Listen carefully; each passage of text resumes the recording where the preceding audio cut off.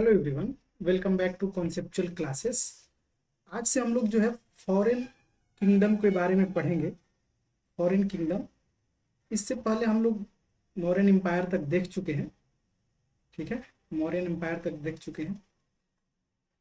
तो जो first foreign kingdom आया वो थे इंडो ग्रीक्स। ठीक है, तो इंडो ग्रीक्स को हम लोग स्टार्ट करने से पहले ये जानना बहुत जरूरी है कि ये जो इंडो ग्रीक्स थे इनका ओरिजिन क्या था। तो आगे चलते हैं, यहाँ डिस्कस करें। आप देखेंगे कि जो ये इंडो ग्रीक्स हैं, इंडो ग्रीक्स, इनका जो ओरिजिन है उसका ट्रेसेस आपको कहाँ दिखने को मिल रहा है? वो आपको ग्रीक्स इन्वेजन के टाइम देखने को मिल रहा है। ठीक है, यानी कि जो ग्रीक्स आए थे, जैसे कि आप देखेंगे 326 बीसी में अलेक्जेंडर द ग्रेट जो है इन्वेड करता है इंडिया पे। ठीक है, लेकिन होता क्या है कि वो इतना लॉन्ग टाइम से वार करते आ रहा था कि उसके जो सोल्जर्स थे वो थके हुए थे। सोल्जर्स क्या थे? थके हुए थे, जिसकी वजह से सोल्जर्स जो है वार में जाने से मना कर देते हैं। और ये सब देखते हुए जो अलेक्जेंडर था वो डिसाइड करता है कि नहीं, अब जो है हम वार में नहीं जाएंगे। ठीक है, तो वापस जब लौट रहे थे तो लौटते वक्त 323 बीसी में क्या हो जाता है? अलेक्जेंडर की डेथ हो जाती है। कहाँ पे? तो बैक्टीरिया के आसपास इनका जो है डेथ हो जाता है। इतना क्लियर है? अब जब डेथ हो जाता है तो आप देखेंगे कि ये जो रीजन था, सपोज कर लीजिए यहाँ हम लोग देख लेते हैं, इतना वास्ट रीजन था। ये मेसोडोनिया से लेकर आप देखेंगे कि बैक्टीरिया तक फैला हुआ था। ठीक है, तो जब अलेक्जेंडर की डेथ हो जाती है तो इस पूरे इंपायर को रन करने के लिए 5 सोल्जर में डिवाइड किया जाता है। ठीक है, 5 सोल्जर को अलग अलग पार्ट दे दिया जाता है। जो उसमें से इंपॉर्टेंट है वो है सेल्यूकस निकेटर, जिसका जो है आप देखेंगे कि निकेटर जिसका जो है इंडिया के साथ रिलेशन है। ठीक है, तो ये सेल्यूकस निकेटर का जो डिस्कशन है वो ऑलरेडी हम लोग कर चुके हैं मौर्यन एम्पायर के टाइम, लेकिन चलिए फिर भी एक बार कर लेते हैं। ये जो बात है वो 305 बीसी के आसपास की है। 305 बीसी में चंद्रगुप्त मौर्य का जो है रिवोल्ट होता है, सेल्यूकस निकेटर के साथ वार होता है। ठीक है, और इस वार में चंद्रगुप्त मौर्य जो है जीत जाते हैं। ठीक है, विन कर जाते हैं। विन करने के बाद चंद्रगुप्त मौर्य जो है यहाँ पे एक मैट्रिमोनियल अलायंस कर लेते हैं। मैट्रिमोनियल अलायंस कर लेते हैं। जो हेलेना थी, हेलेना किसकी लड़की थी? तो सेल्यूकस निकेटर की लड़की थी, बेटी थी हेलेना। इससे शादी कर लेते हैं चंद्रगुप्त मौर्य। और यहाँ जो है इसके बदले आप देखेंगे कि 500 वार एलिफेंट जो है, बदले नहीं, इन रिटर्न कर सकते हैं, as a token of gratitude 500 war elephant जो है किसको सेंड करते हैं? वो निकेटर को भी सेंड कर देते हैं। ठीक है, तो ये हम लोग क्या देखिए कि सेल्यूकस निकेटर क्या था? जो अलेक्जेंडर द ग्रेट थे उनका एक सोल्जर था, एक एरिया को लीड कर रहा था। ये आप ब्यास वाला साइड देख सकते हैं कि ये जो था ईस्टर्न मोस्ट पार्ट था, जहां तक कि रूल फैला हुआ था किसका? ग्रीक्स का, यानी कि अलेक्जेंडर द ग्रेट का। ठीक है, तो वहीं से ल्यूकस निकेटर का चंद्रगुप्त मौर्य के साथ 305 बीसी में वार होता है। इसमें चंद्रगुप्त मौर्य जीत जाते हैं। जीतने के बाद मैट्रिमोनियल अलायंस होता है, जिसमें सेल्यूकस निकेटर की बेटी हेलेना से चंद्रगुप्त मौर्य की शादी हो जाती है। ठीक है, इन रिटर्न वो 500 वार एलिफेंट देते हैं। और यहीं आप देखेंगे कि जो मेगास्थिनीज है, मेगास्थिनीज, इनको क्या करते हैं? सेल्यूकस निकेटर मौर्यन कोर्ट में भेजते हैं। और यही मेगास्थिनीज क्या लिखते हैं आगे चलकर? इंडिका लिखते हैं। और इसी इंडिका में मेंशन करते हैं कि जो इंडिया था उसके रूलर थे कौन? चंद्रगुप्त, मतलब चंद्रगुप्त मौर्य के बारे में तो नहीं, अशोक के बारे में मेंशन करते हैं। हालांकि वहां अशोक नाम मेंशन नहीं है, वहां है पियनाम पियादसी। ठीक है, और पाटलिपुत्रा को मेंशन करते हैं पोलीबोत्रा, पोलीबोत्रा। ठीक है, यही इंडिका में हालांकि हम लोग विषयांतर हो रहे हैं, फिर भी इंडिका में आप देखेंगे कि 7 फोल्ड डिवीजन बताते हैं कि सोसाइटी जो था वो 7 पार्ट में डिवाइडेड था, 7 डिवीजन था। ठीक है, कौन कौन सा डिवीजन था ऑलरेडी हम लोग देख चुके हैं। और इनके इंडिका के अकॉर्डिंग जो पाटलिपुत्र प्रेजेंट डे पटना है वो जो है सेफेस्ट प्लेस था और सेफेस्ट सिटी था एट दैट टाइम। ठीक है, और वहाँ कोई चोरी वगैरह नहीं होती थी। हालांकि ये ओवर एग्जैजरेट किए थे इन चीज़ों को। ठीक है, आप समझ सकते हैं कि कोई भी ऐसा जगह नहीं हो सकता है जहाँ की चोरी वगैरह ना हो, लेकिन जो ये इंडिका लिखते हैं वो एक पार्टिकुलर एरिया पाटलिपुत्र को कंसिडर करके पूरे इंडिया को रिलेट कर देंगे। यानी कि वाकई वो जो चीजें देखे वो बस पाटलिपुत्र में देखे थे। ठीक है, तो वो सारी चीजें इंडिका में मेंशन की गई है। तो जो ये इंडो ग्रीक्स थे इनका ओरिजिन हम लोग कहाँ देख रहे हैं, ग्रीक्स में ही इनका ओरिजिन है। ठीक है, तो अब चलते हैं हम लोग इंडो ग्रीक्स के बारे में देखते हैं। ठीक है, तो जो इंडो ग्रीक्स हुए इनके जो प्रथम रूलर हुए वो आप देखेंगे कि डिमेट्रियस फर्स्ट जो है इनको माना जाता है कि यही इंडो ग्रीक्स के मतलब फर्स्ट रूलर हुए और ये इन्वेड किए इंडिया में, और उसके बाद इंडो ग्रीक्स का रूल जो है इस्टेब्लिश होता है। ठीक है, ये किसके डिसेंडेंट माने जाते हैं, तो ग्रीसो बैक्ट्रियन किंगडम। ठीक है, अब देखिए बात करते हैं कि इनका जो टेरिटरी था वो कहाँ तक फैला हुआ था, तो Afghanistan, present day Pakistan, north western India जैसे कि पंजाब हो गया, गंधार, मथुरा, ये सारे रीजन पे कंट्रोल था किसका, इंडो ग्रीक्स। ठीक है, और इनका कैपिटल अगर देखें तो सबसे पहले तक्षशिला था, उसके बाद पुष्कलावती हुआ, उसके बाद सगाला या फिर सियालकोट, प्रेजेंट डे सियालकोट नाम हो गया है सगाला का। और ये किसके टाइम था, तो इंडो ग्रीक्स के सबसे इंपॉर्टेंट रूलर जो हुए वो थे मनेन्द्र, मनेन्द्र या फिर इनको मिलिंद के नाम से भी जाना जाता है।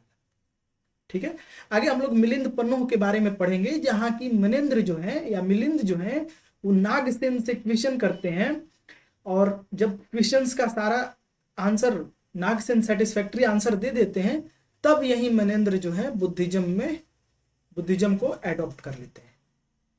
ठीक है, ये चीजें हो गई। तो यहाँ एक और पॉइंट बनता है, अगर आप लिंक करते हुए चलें चीजों को तो आपको एक क्वेश्चन बन सकता है कि अर्ली इन्वेजन यानी कि जो अभी इन्वेजन स्टार्ट हो रहा है ग्रीक्स वगैरह का, अर्ली इन्वेजन और लेटर इन्वेजन में क्या डिफरेंस है। लेटर इन्वेजन का मतलब जो मुस्लिम इन्वेजन होता है, मुगल इन्वेजन होता है, उससे कंपेयर करना है अर्ली इन्वेजन्स को। यानी कि जो एंशियंट टाइम में आपको देखने को मिल गया, जैसे इंडो ग्रीक्स हो गए, सिथियंस हो गए, ठीक है, कुशान्स हो गए, तो ये सब क्या थे, फॉरेन इन्वेडर थे। तो इन दोनों में डिफरेंस अगर आपको बोल दे कोई, आपसे कोई पूछ दे या फिर कहीं आपको दिख जाए, तो बेसिक डिफरेंस क्या दिखा आपको कि यहाँ जो अर्ली इन्वेजन हुआ इसके जो रूलर्स थे वो अमलगमेटिव नेचर के थे, यानी कि वो जो है रिजिड नहीं थे, वो फ्लेक्सिबल नेचर के थे। एंड यही रीजन है कि ये जो है बुद्धिज्म को यहाँ अडॉप्ट कर लिए। लेटर पीरियड में आप देखेंगे जब मुगल की शासन आती है भारत पे, तो वहां आप देखेंगे कि वहां जो है रिजिड हो जाते हैं ये लोग मुस्लिम रिलीजन को लेकर। ठीक है, बाकी कुछ रूलर्स मिले भी, जैसे कि आप अकबर को देखेंगे कि वो टॉलरेंट बिहेवियर था उनका अलग अलग रिलीजन से रिलेटेड। लेकिन अगर बेसिक डिफरेंस पूछा जाए ना तो आपको बेसिक डिफरेंस यही बताना है कि अर्ली रूलर्स जो हुए वो फ्लेक्सिबल नेचर के थे और वो जो है एडेप्टिव नेचर के थे, यानी कि लोकल लैंग्वेजेज और लोकल जो रिलीजन थे उनको भी वो प्रायोरिटी दी। ठीक है, ये हो गया ओरिजिन, हम लोग देख लिए कैसे क्या हुआ। आगे चलते हैं इंपॉर्टेंट रूलर्स पे। तो देखिए प्रोमिनेंट इंडो ग्रीक किंग्स की बात करें तो सबसे पहले आप इसमें देखेंगे डिमेट्रियस प्रथम, जो कि फाउंडर थे इंडो ग्रीक्स के। मनेन्द्र वन या फिर मिलिंद जिसको भी बोला जाता था, ये जो थे मोस्ट फेमस किंग थे। ठीक है, किस लिए जाने जाते थे, क्योंकि ये जो है बुद्धिज्म को मतलब बुद्धिज्म में कन्वर्ट हो गए थे। और ये कहाँ मेंशन है, मिलिंद पनाह में। ये मिलिंद पनाह क्या है, ये वही है, एक डायलॉग है बिटवीन हुम, बिटवीन मिलिंद या फिर मनेन्द्र वर्सेस नागसेन। तो नागसेन और मिलिंद के बीच क्या है, ये एक डायलॉग है जिसमें मिलिंद जो है नंबर ऑफ क्वेश्चन पूछते हैं नागसेन से, और जब सेटिस्फैक्टरी आंसर मिल जाता है नागसेन के द्वारा, तब जाकर यही मिलिंद बुद्धिज्म को एडॉप्ट कर लेते हैं। ठीक है। एंटियालसीडास जो थे ये भी एक इंपॉर्टेंट रूलर थे, इनको भी ध्यान में रख सकते हैं। हेलियोडोरस जो था इंडियन कोर्ट में आया था इन्हीं के टाइम। ठीक है। अब बात करते हैं हम लोग कल्चरल कंट्रीब्यूशन की। देखिए, Indo Greeks first foreign ruler थे, तो ऑब्वियस है कि कुछ ना कुछ नए चीज लेकर आएंगे जो इंडिया में फर्स्ट टाइम इंट्रोड्यूस हो रहा होगा, तो ये सारी चीजें हम लोग को ध्यान में रखना है, इसीलिए भी इंडो ग्रीक्स काफी इंपॉर्टेंट हो जाता है। जैसे कि बहुत सारे लोग बुद्धिज्म अडॉप्ट किए, तो जब अडॉप्ट करेंगे किसी रिलीजन को तो उसके ग्रोथ के लिए भी काम करेंगे, तो उस रीजन में ग्रोथ मतलब बुद्धिज्म स्प्रेड में भी इनका एक कंट्रीब्यूशन देखने को मिलता है। इंपॉर्टेंट रूलर थे मनेंद्र प्रथम, जो कि नागसेन के द्वारा कन्वर्ट कर दिए गए थे बुद्धिज्म में। आर्ट एंड आर्किटेक्चर की बात करें तो यहीं से ग्रीसो बुद्धिस्ट आर्ट यानी कि गंधार स्कूल ऑफ आर्ट जो है स्टार्ट होता है। फाउंडेशन माना जाता है कि यहीं इंडो ग्रीक्स के द्वारा रखा गया था। इन्फ्लुएंस में आप देखेंगे कि वेवी हेयर, जब आप भगवान बुद्ध की मूर्ति देखेंगे और उसमें वेवी हेयर आपको दिखे या फिर ड्रेप्ड रोब्स दिखे, तो ये सारी चीजें आपको किस स्कूल में जाएगा? गंधार स्कूल में। हालांकि आर्ट एंड कल्चर को हम लोग अलग से देखेंगे। ठीक है। अब देखिए, एक और इंपॉर्टेंट जो चीज लाया गया इंडो ग्रीक्स के द्वारा वो था कर्टेन्स, जिसका कि यूज हम लोग थिएटर के टाइम में करते हैं, थिएटर में आज भी यूज होता है। तो स्टेज क्राफ्ट हो गया, कर्टेन हो गया और इनक्लोज्ड परफॉर्मेंस हो गया। ठीक है। तो ये सारी चीज हम लोग कहां से लिए हैं? इंडो ग्रीक से लिए हैं। तो अब देखिए कितने काम की चीजें इंडो ग्रीक्स के द्वारा इंट्रोड्यूस किया गया। फर्स्ट हो गया आपको गंधार स्कूल ऑफ आर्ट दिया गया। उसके बाद ये कर्टेन्स, ध्यान रखिएगा, अगर बाकी ध्यान भी ना रहे तो कर्टेन्स एटलीस्ट आपको ध्यान में रहना चाहिए। लैंग्वेज क्या यूज करते थे? तो ग्रीक लैंग्वेज यूज करते थे। और स्क्रिप्ट क्या था? तो स्क्रिप्ट खरोष्टी था। सबसे इंपॉर्टेंट था इनका कंट्रीब्यूशन क्वाइनेज में। ठीक है। तो क्वाइन में देखेंगे कि ये लोग जो थे फर्स्ट इशूअर थे डबल डाई स्ट्रक क्वाइन का। अब देखिए, डबल डाई स्ट्रक क्वाइन, इससे पहले कौन सा क्वाइन मेथड यूज होता था, मतलब किस मेथड से क्वाइन बनाया जाता था? तो वो था punch marked coin system. Punch marked coin system में क्या होता था कि अगर मान लीजिए ये कोई मेटल का एक स्ट्रिप है, तो इस पे एक पंच कर दिया जाता था। मान लीजिए आज के डेट में जैसे 5 रुपया का पंच मार्क्ड क्वाइन सिस्टम बनाना है, तो इस मेटल का वेट के अकॉर्डिंग पंच कर दिया जाता था और बोल दिया जाता था कि ये जो है आपका 5 रुपया रिप्रेजेंट करता। ये शेप जो है इसका फिक्स नहीं था, इरेगुलर शेप होता था।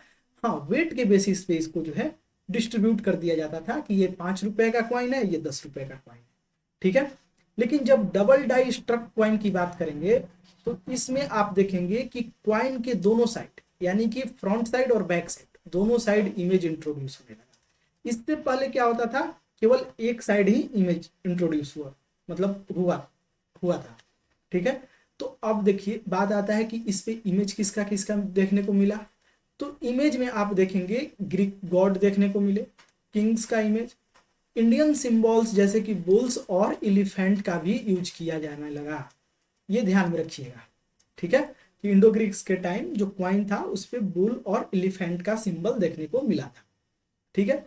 एडवांस्ड मिंटिंग टेक्निक जिसको कि आइकोनोग्राफी बोलते हैं, वो भी जो है इन्हीं लोगों के द्वारा इंट्रोड्यूस किया गया था। ठीक है। ये क्वाइन का हो गया। अब देखिए, जो first time gold coin issue किया गया भारत में, वो भी किसके द्वारा किया गया? इंडो ग्रीक्स के द्वारा किया गया। यानी कि डबल डाई स्ट्रक क्वाइन के साथ साथ गोल्ड क्वाइन भी फर्स्ट टाइम इन्हीं लोगों के द्वारा इशू किया गया। ठीक है। अब देखिए, अब बात कर लेते हैं कि जब इतना कुछ किया गया तो डिक्लाइन क्यों हो गया? डिक्लाइन इसलिए हुआ क्योंकि इनको देखकर बाकी के भी जो फॉरेनर्स थे, फॉरेनर रूलर्स या फिर फॉरेनर किंगडम्स जो है इन्वेड करने लगे इंडिया में, जैसे कि सकाज हो गए, पार्थियन हो गए, कुषाण्स हो गए। तो आप जैसे सकाज की बात करेंगे तो इसमें रुद्र दमन इंपॉर्टेंट रूलर है इनका। आपको बताना है कि रुद्र दमन जो है वो कौन से पिलर इंस्क्रिप्शन से रिलेटेड है, और क्या आप बता सकते हैं उसमें उसमें क्या मेंशन है? जैसे कि थोड़ा सा मैं हिंट दे रहा हूँ। जैसे चंद्रगुप्त मौर्य के टाइम एक पुष्यगुप्त एक सोल्जर थे, सोल्जर समझ सकते हैं, पुष्यगुप्त। ये पुष्यगुप्त जो है सुदर्शन लेक बनवाते हैं, और यही एक एविडेंस होता है। सुदर्शन लेक बनवाते हैं वेस्टर्न साइड में, जैसे कि अगर ये इंडिया हो गया तो इधर गुजरात वाले साइड में सुदर्शन लेक बनवाते हैं। तो यही एविडेंस था कि जो चंद्रगुप्त मौर्य का जो टेन्यूर था वो वेस्ट तक एक्सपेंड किया था। ठीक है, तो ये सुदर्शन लेक बनवाए, और इस सुदर्शन लेक को रिपेयर कौन कौन किया वो आपको जूनागढ़ इंस्क्रिप्शन, अच्छा चलिए बता ही दिया हम, जूनागढ़ इंस्क्रिप्शन में आपको देखने को मिल जाएगा। इंपॉर्टेंट रूलर कौन थे सकाज के? रुद्र दमन। तो ये जूनागढ़ जो इंस्क्रिप्शन था उसमें क्या बताया गया है कि पुष्यगुप्त इस सुदर्शन लेक को बनवाए हैं, इसके बाद अशोक और रुद्रदमन, और इसके बाद आप देखेंगे ये दोनों तो हो गए, इसके बाद आप देखेंगे स्कंदगुप्त। स्कंदगुप्त ये तीन लोग क्या किए हैं, इसको रिपेयर कराए हैं। ठीक है, ध्यान रहेगा। बनवाए कौन है? तो आप देखेंगे कि इसको बनाने का काम करते हैं पुष्यगुप्त, जो कि एक मिनिस्टर मान सकते हैं कि चंद्रगुप्त मौर्य के एक मिनिस्टर थे। उसके बाद रिपेयरिंग का कार्यक्रम कौन किए? तो अशोक किए, रुद्रदमन किए और स्कंदगुप्त किए। ठीक है, ये चीजें हो गई। उसके बाद पार्थियंस और कुषाण, इन लोगों का जो है कंटिन्यू जो इन्वेजन हो रहा था, उसकी वजह से इंडो ग्रीक्स क्या होते चले गए? वीक होते चले गए। और एक टाइम आया अराउंड 10 CE के आसपास, इंडो ग्रीक रूल जो है इंडिया में खत्म हो गया। ठीक है, तो चीजें समझ में आई आपको? अभी जो है हम लोग इन फॉरेन रूल स्टार्ट किए हैं, तो आगे मोस्ट प्रोबेबली नेक्स्ट वीडियो में हम लोग साकाज या सिथियंस कह लीजिए, इनको लेकर आएंगे। उसके बाद पार्थियंस, उसके बाद कुषाण, ये तीनों खत्म होने के बाद ही हम लोग जो है वापस से इंडियन रूलर पे फोकस करेंगे। ठीक है, ये सीरीज हम लोगों का एंशिएंट हिस्ट्री का कंटिन्यू चल रहा है। ठीक है, तो चलिए एक क्विक रिवीजन कर लेते हैं हम लोग। क्विक रिवीजन में इंपॉर्टेंट रूलर कौन थे? तो फर्स्ट फाउंडर अगर पूछ दे तो डिमेट्रियस प्रथम। ठीक है, इंपॉर्टेंट रूलर मनेंद्र या मिलिंद, जिनका किससे रिलेशन था? तो मिलिंद पनो जो लिखा गया है उसमें डायलॉग है किसके किसके बीच? नागसेन वर्सेस मिलिंद के बीच।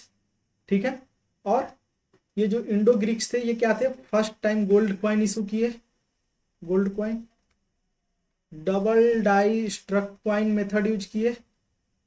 ठीक है, कर्टेंस यूज किए फर्स्ट टाइम, और क्या यूज किए थे? और जो हम लोगों को ध्यान में रखना है, कर्टेंस यूज किए, डबल डाई स्ट्रक कॉइन हो गया, गोल्ड कॉइन हो गया, और कुछ था क्या? तो ये सारी चीजें जो है आपको इंपॉर्टेंट ध्यान। हाँ, एक और चीज जो क्वाइन था उस पे कौन कौन थे? Greek God.